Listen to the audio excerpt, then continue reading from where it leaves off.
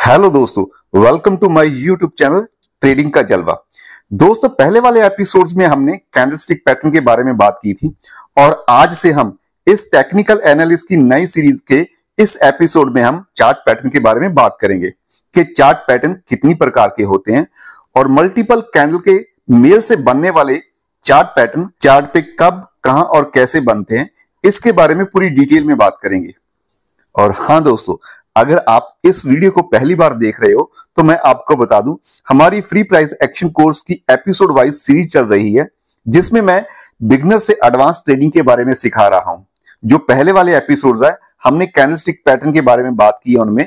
अगर आपने candlestick pattern के पहले वाले एपिसोड्स नहीं देखे हैं तो आप कैंडलस्टिक पैटर्न के पहले वाले एपिसोड जरूर देख लें ताकि आपको ट्रेडिंग के बारे में अच्छे से पता चल सके। और हाँ, जो भी मैंने एपिसोड्स बनाए हैं उनकी मैंने प्लेलिस्ट बना रखी है, तो आप क्रमवार देख सकते हैं। और हाँ दोस्तों, अगर अभी तक आपने मेरे चैनल को सब्सक्राइब नहीं किया तो प्लीज मेरे चैनल को सब्सक्राइब कर लें और बेल आइकन को प्रेस कर लें ताकि आने वाली वीडियो के बारे में आपको पता चल जाए। और हाँ दोस्तों, मैं आपको बता दूं कि ये वीडियो लंबी होने वाली है क्योंकि हम चार्ट पैटर्न के बारे में पूरे बेसिक से बात करने वाले हैं। मैं पूरी डिटेल में बात करने वाला हूं कि चार्ट पैटर्न कितनी प्रकार के होते हैं। ठीक है दोस्तों, तो आप जुड़े रहें मेरे साथ। तो चलिए दोस्तों, अब हम चार्ट पैटर्न के बारे में बेसिक से बात करते हैं कि चार्ट पैटर्न है क्या। दोस्तों, चार्ट पैटर्न मार्केट में प्राइस के द्वारा बनने वाला पैटर्न होता है जिससे हम प्राइस पैटर्न भी कह सकते हैं क्योंकि ये मल्टीपल कैंडल के मेल से बनता है जिसके बनने से हम अनुमान लगा सकते हैं कि स्टॉक का प्राइस ऊपर जाएगा या नीचे जाएगा। और दोस्तों, मैं आपको यह भी बता दूं कि चार्ट पैटर्न की खोज भी जापान में की गई थी। दोस्तों, अब हम बात करते हैं कि चार्ट पैटर्न कितनी प्रकार के होते हैं। वैसे तो दोस्तों चार्ट पैटर्न 3 प्रकार के होते हैं। और हाँ दोस्तों, मैं आपको यह भी बता दूं, अगर हम डायरेक्शन के हिसाब से बात करें तो हम इनको 2 पार्ट्स में बांट सकते हैं, बुलिश पैटर्न और बेरिश पैटर्न।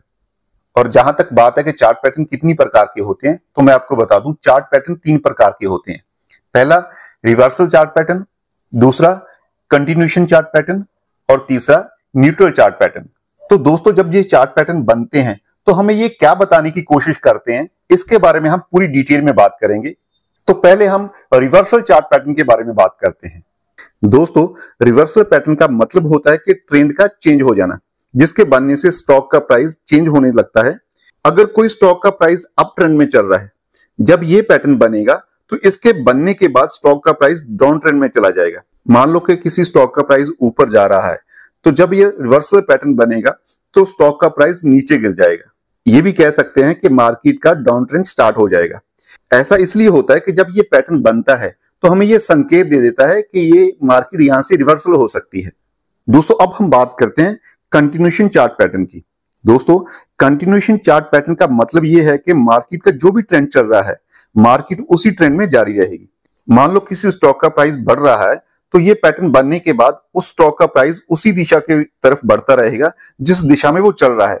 यानी कि अगर स्टॉक का प्राइस अप ट्रेंड में है तो ये पैटर्न बनने के बाद उसी स्टॉक का प्राइस अप ट्रेंड में जारी रहेगा। ऐसा इसलिए होता है क्योंकि ये पैटर्न कंटिन्यूएशन का हमें संकेत देता है। यानी कि ये जब पैटर्न चार्ट पे बनेगा तो हमें समझ जाना चाहिए कि मार्केट कंटिन्यूएशन का संकेत दे रही है। दोस्तों, तीसरा पैटर्न है न्यूट्रल पैटर्न्स। दोस्तों, न्यूट्रल पैटर्न का मतलब है कि स्टॉक का प्राइस ऊपर जा सकता है या नीचे जा सकता है, यानी कि किसी भी दिशा में जा सकता है। जिस तरफ स्टॉक के प्राइस का ब्रेकआउट आएगा तो स्टॉक का प्राइस उसी दिशा में जाएगा।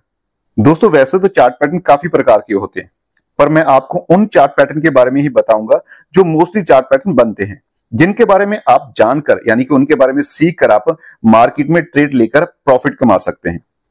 तो चलिए दोस्तों, अब मैं आपको बताता हूं कि वो कौन कौन से पैटर्न है जो इन तीनों के अंडर आते हैं। दोस्तों, पहले हम उन पैटर्न्स के बारे में बात करते हैं जो रिवर्सल पैटर्न के अंडर आते हैं। पहला है डबल टॉप पैटर्न, जिसको हम एम पैटर्न भी कहते हैं। दूसरा है डबल बॉटम पैटर्न, जिसको हम डब्ल्यू पैटर्न भी बोलते हैं। फिर है ट्रिपल टॉप पैटर्न, फिर है ट्रिपल बॉटम पैटर्न, उसके बाद है हेड एंड शोल्डर्स पैटर्न, फिर है इन्वर्टेड हेड एंड शोल्डर्स। तो दोस्तों, अब हम बात करते हैं कंटिन्यूएशन चार्ट पैटर्न के अंडर आने वाले चार्ट पैटर्न। पहला है बुलिश रेक्टेंगल पैटर्न, फिर बीरिश रेक्टेंगल पैटर्न, फिर उसके बाद है कप एंड हैंडल पैटर्न, फिर है inverted cup and handle pattern, फिर है बुलिश फ्लैग पैटर्न, फिर है बीरिश फ्लैग पैटर्न। तो अब हम बात करते हैं न्यूट्रल पैटर्न की। पहले नंबर पे है सिमेट्रिकल ट्रायंगल पैटर्न, फिर है राइजिंग चैनल पैटर्न, फिर है फॉलिंग चैनल पैटर्न, उसके बाद है फॉलिंग वेज पैटर्न, फिर है राइजिंग वेज पैटर्न। दोस्तों जो ये मैंने आपको पैटर्न बताया है इसके बारे में हम एक एक करके पूरी डिटेल में बात करेंगे। पहले हम इस एपिसोड में डबल टॉप पैटर्न के यानी कि एम पैटर्न के बारे में बात करेंगे।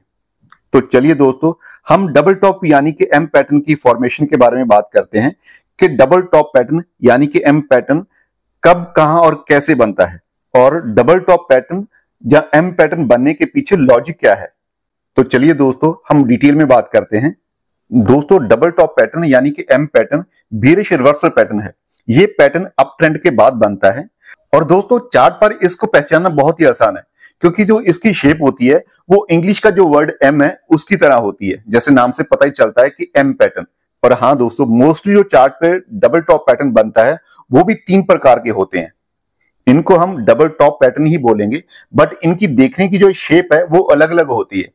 पहले मैं आपको बता दूं तो पहले को हम सिंपल एम पैटर्न बोलेंगे, दूसरे को हम शॉर्ट फॉर्म्ड एम पैटर्न बोलेंगे और तीसरे को हम एक्सटेंडेड एम पैटर्न बोलेंगे। और जैसे आप स्क्रीन पे देख रहे हैं जो सिंपल एम पैटर्न है ये देखिए दोस्तों, ठीक है, और जो इसके ऊपर वाले टॉप है वो समानांतर है, ठीक है दोस्तों। और जो शॉर्ट फॉर्म्ड एम पैटर्न है ये देखिए इसका जो ऊपर वाला टॉप है ये है और सेकंड वाला ये टॉप नीचे है। इसको हम ट्रेंड लाइन बना के भी देख सकते हैं कि ये किस दिशा में जा रहा है, ठीक है दोस्तों। और जो एक्सटेंडेड एम पैटर्न होता है उसका ये पहले वाला टॉप यहाँ पे है और सेकंड वाला टॉप इसके ऊपर है।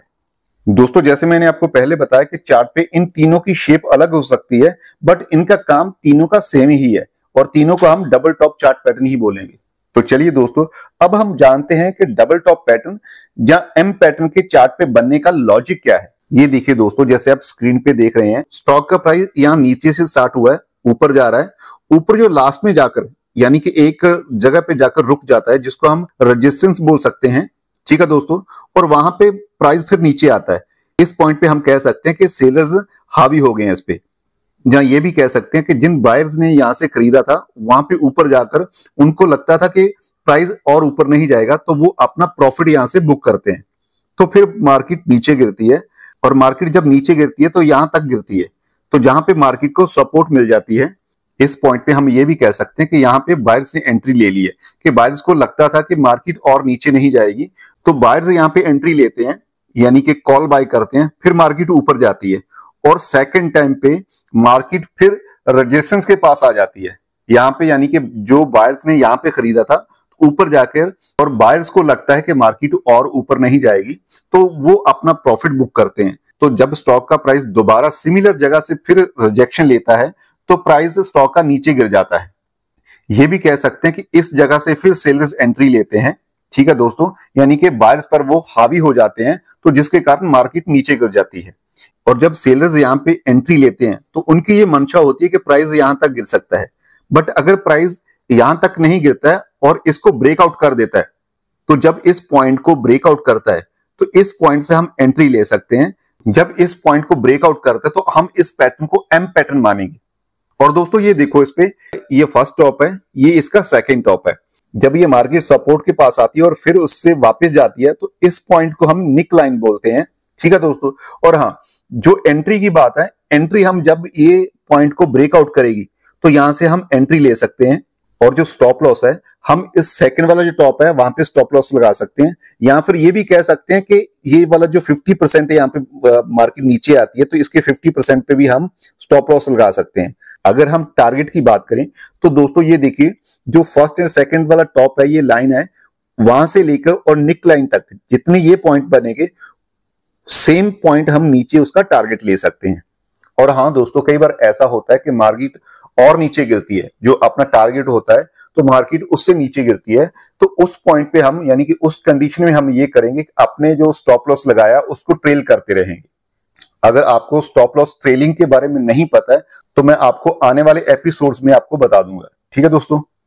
और हाँ दोस्तों एक चीज मैं आपको और बता दूं, जहां पे ये ब्रेकआउट हुआ है तो कई बार होता है कि ब्रेकआउट होने के बाद रीटेस्ट लेता है, ठीक है दोस्तों। तो रीटेस्ट जब लेगा तो मार्केट यहां तक आ सकती है तो यहां से फिर नीचे मार्केट गिर सकती है। और ये भी होता है कि रीटेस्ट मार्केट नहीं भी लेती है, तो इस चीज का ध्यान आपने रखना है। ठीक है दोस्तों। तो दोस्तों जब चार्ट पे आपको ऐसा पैटर्न दिखे तो इसको हम डबल टॉप पैटर्न या एम पैटर्न कह सकते हैं। तो चलिए दोस्तों, अब मैं आपको चार्ट पे दिखाता हूं कि जब चार्ट में एम पैटर्न बनता है तो वो कैसे दिखता है, कहां पे बनता है। ये देखिए दोस्तों, मार्केट यहां से स्टार्ट हुई, मार्केट का यानी कि अप ट्रेंड स्टार्ट हुआ यहां पे, और मार्केट यहां पे रुक गई है। ठीक है। और मार्केट ने यहां से फिर रिजेक्शन ले लिया है, तो मार्केट नीचे आ गई, यानी कि यहां से मार्केट डाउन ट्रेंड में स्टार्ट हो गई। तो ये वाला जो टॉप बना है इसका फर्स्ट टॉप है। और फिर क्या हुआ, मार्केट में बायर्स ने एंट्री ले ली, और देखिए ये बायर्स ने जब एंट्री ली है, ठीक है, तो मार्केट फिर ऊपर चली गई है। तो मार्केट जब ऊपर जाने के बाद सेकंड बार यहां से रिजेक्शन ले लिया है, ठीक है, तो रिजेक्शन लेने के बाद फिर मार्केट नीचे गिर गई है। और इस पॉइंट को, ये जो लाइन लंबी लाइन लगी हुई है जिसको मैंने आपको बताया निक लाइन है, ये निक लाइन आप बना सकते हैं। जब मार्केट इस लाइन को ब्रेकआउट करेगी तो आप यहां से एंट्री ले सकते हैं। और स्टॉप लॉस ये वाली जो कैंडल है ना, इसके हाई पे भी आप लगा सकते हैं, और जो सेकंड वाला टॉप है वहां पे भी लगा सकते हैं। और जो मैंने टारगेट बताया था आपको, ये टारगेट यहां से लेकर यहां तक जितने पॉइंट्स बनेंगे उतने पॉइंट्स का आप टारगेट ले सकते हैं। तो देखा दोस्तों आपने कि चार्ट पैटर्न चार्ट पे कितनी आसानी से हम देख सकते हैं। बट ये आसानी से तब देख सकेंगे जब हम प्रैक्टिस करके सीखेंगे। तो इसलिए मैं कहता हूं कि जो भी मैं एपिसोड्स बना रहा हूं और उसके नोट्स बना लें, उसके नोट्स बनाने के बाद आप प्रैक्टिस करते रहें। अगर आप प्रैक्टिस करते रहोगे तभी आपको पता चल पाएगा। और हाँ दोस्तों, आज हम इस एपिसोड में चार्ट पैटर्न के बारे में सीख रहे हैं। और हाँ, आपको बता दूं कि कैंडलस्टिक पैटर्न के बारे में सीखना बहुत जरूरी है। अगर आपने कैंडलस्टिक पैटर्न के बारे में नहीं सीखा, कि मैं आपको बता दूं, जो हमने पहले एपिसोड्स बनाए हैं वो कैंडलस्टिक पैटर्न पे ही बने हुए हैं। तो प्लीज आप इस चैनल की प्लेलिस्ट में जाकर आप वो सारे एपिसोड्स देख सकते हैं, ताकि आप कैंडलस्टिक पैटर्न को भी अच्छे से जान पाए। तो दोस्तों ये थी चार्ट पैटर्न और डबल टॉप चार्ट पैटर्न और एम चार्ट पैटर्न के बारे में पूरी डिटेल। तो दोस्तों आगे वाले एपिसोड में हम डबल बॉटम चार्ट पैटर्न के बारे में बात करेंगे। तो तब तक मैं आपसे इजाजत लेता हूं। और हाँ, अगर अभी तक आपने मेरे चैनल को सब्सक्राइब नहीं किया तो प्लीज मेरे चैनल को सब्सक्राइब कर लें और बेल आइकन को प्रेस कर लें, ताकि आने वाली वीडियो के बारे में पता चलता रहे। तो चलिए दोस्तों, मिलते हैं अगले एपिसोड में।